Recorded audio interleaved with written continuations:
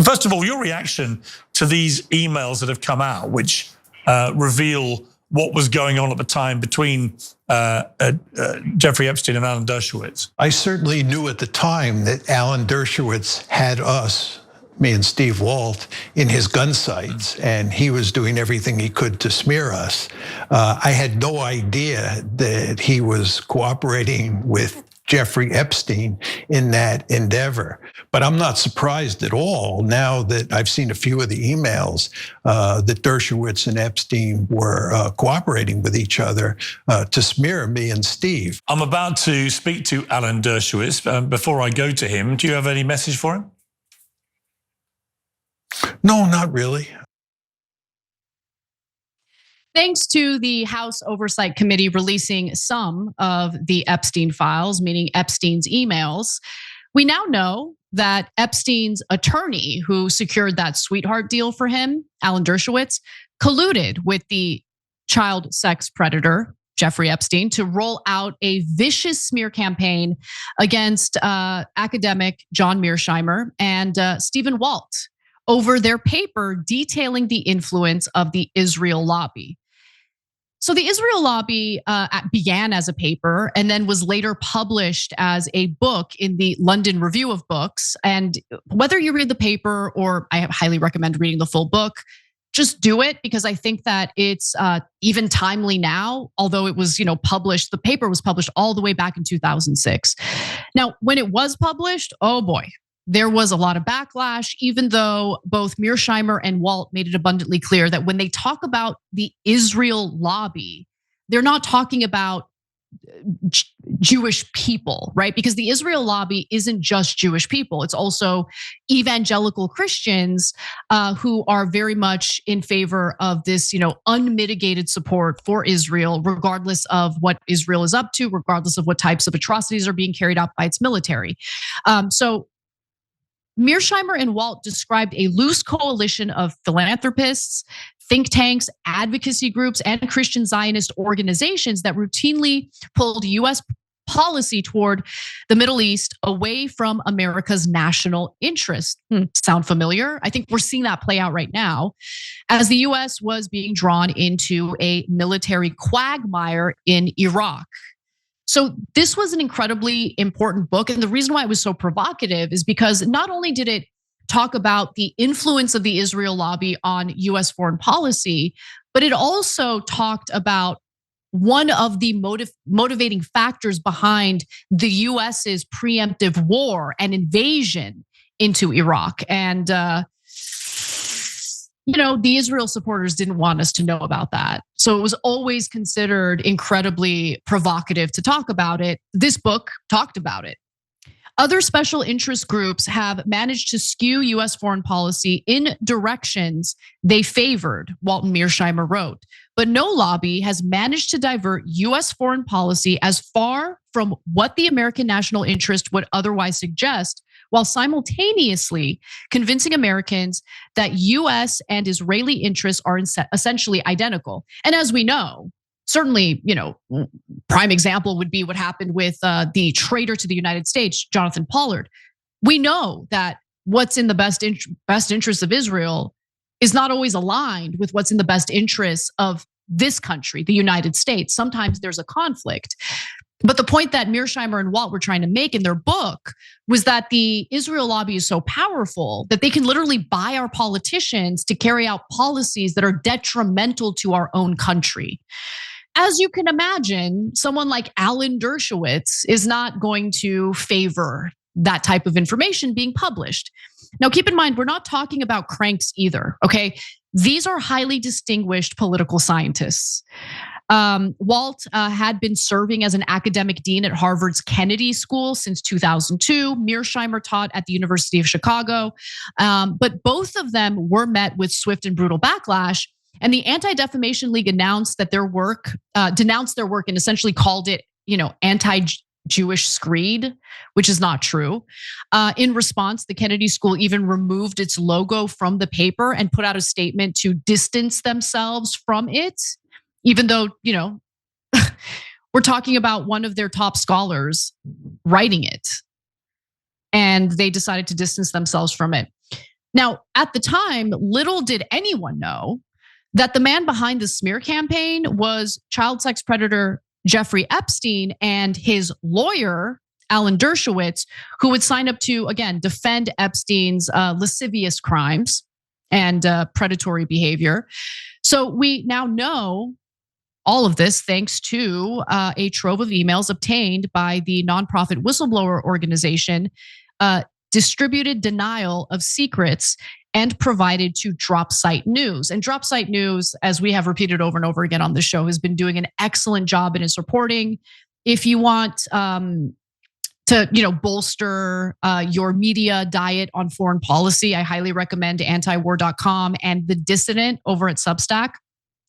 But anyway, let's get into the receipts here, because what you're about to see is one of the emails. Okay, so on April 1st, 2006, Epstein received multiple early drafts of an attack piece that was written by Dershowitz titled "Debunking the Newest and Oldest Jewish Conspiracy."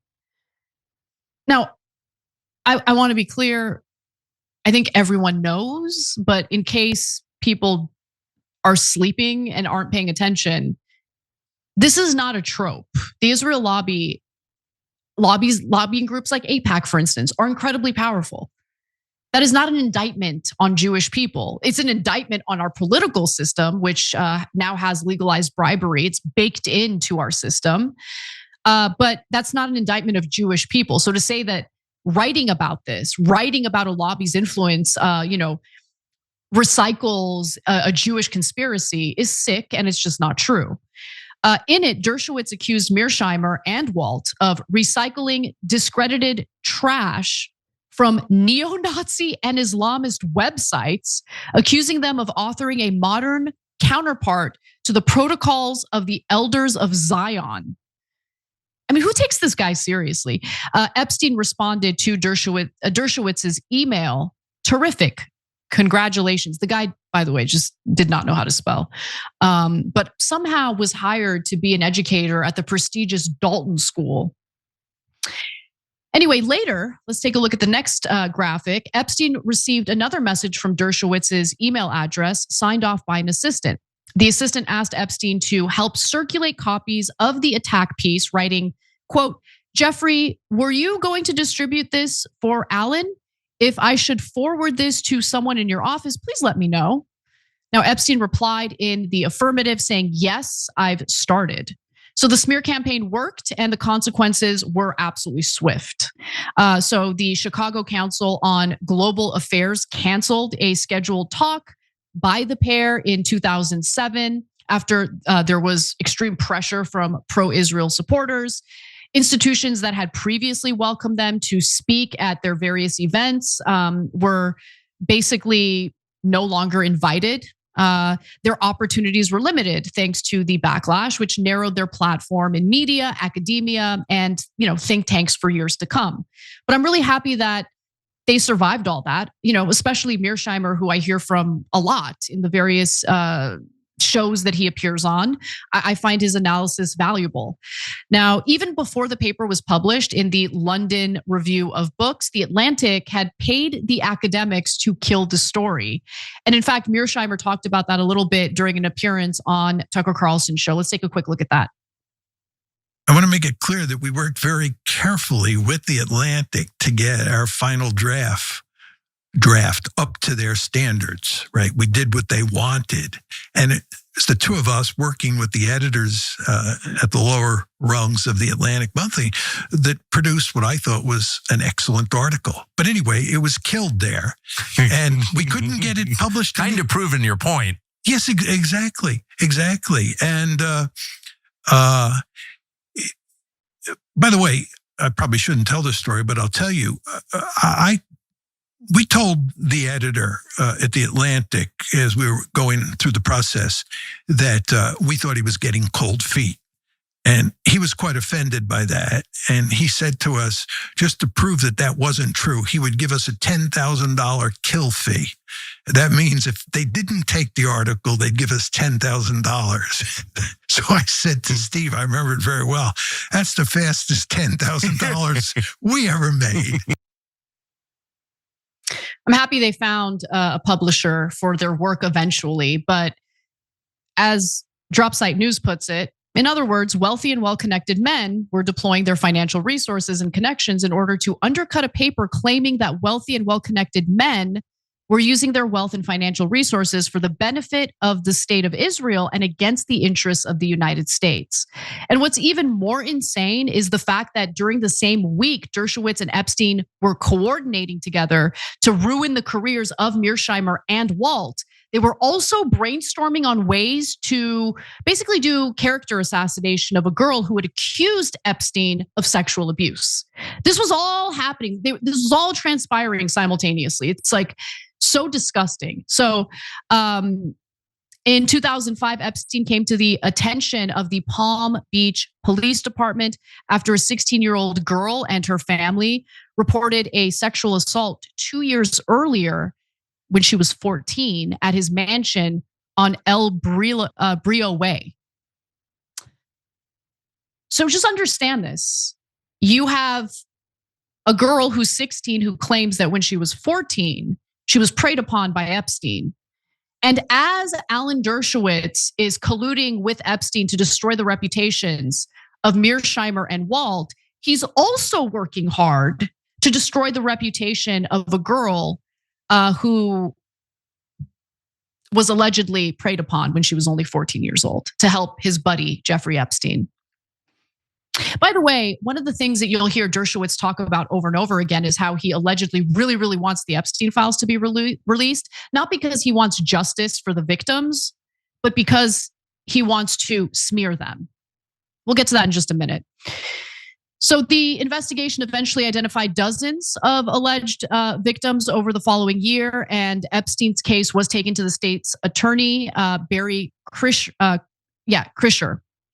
So on October 10th, 2006, 5 days after Dershowitz published his response to the Israel Lobby working paper, Epstein sent Dershowitz, who was also his lawyer, some information obtained by a private investigator to consider sharing it with the state's attorney to undermine testimony against him.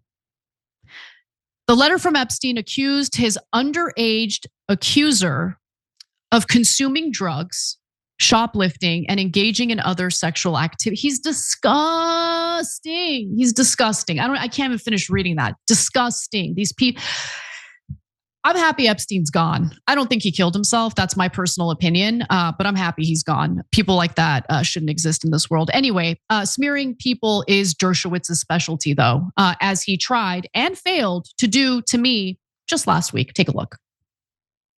This is an issue of powerful elite individuals engaging in criminal behavior, in bad behavior, and cover-ups of their buddies and for themselves. This is not about partisanship. This is about justice for the survivors, and it's about knowing whether or not we have disgusting pedophiles governing us in the government. Respond to that, Alan, and then I'm going to move us on. Sorry, I have to say something. You sound just like Joseph McCarthy. We have pedophiles running our government. Okay, we have imposition of authority.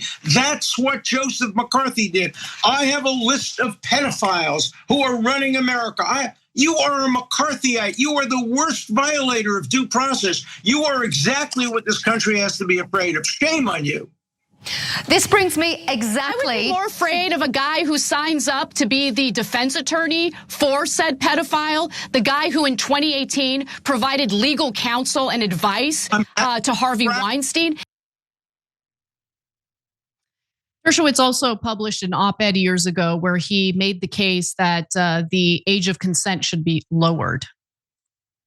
Anyway, Epstein ultimately pleaded guilty to reduced state charges in 2006. The plea deal basically made the other co-conspirators immune from prosecution. And that also allowed him, that sweetheart deal allowed him to evade federal prosecution. He served only 13 months in prison with 6 days per week on 12-hour work release outside the jail. That's what Dershowitz did for Epstein. And, you know, in the meantime, Epstein colluded with him to destroy the reputations of two political scholars who were just trying to get important information out to the public in general. So I'm really happy that Alan Dershowitz is being revealed for who he really is. And he's flailing right now. He's desperately trying to pretend like, oh, I'm proud of everything I've done. I don't know about that. And I really do believe all things dark come to light. Can't wait to find out more about Dershowitz. Every time you ring the bell below, an angel gets his wings. Totally not true, but it does keep you updated on our live shows.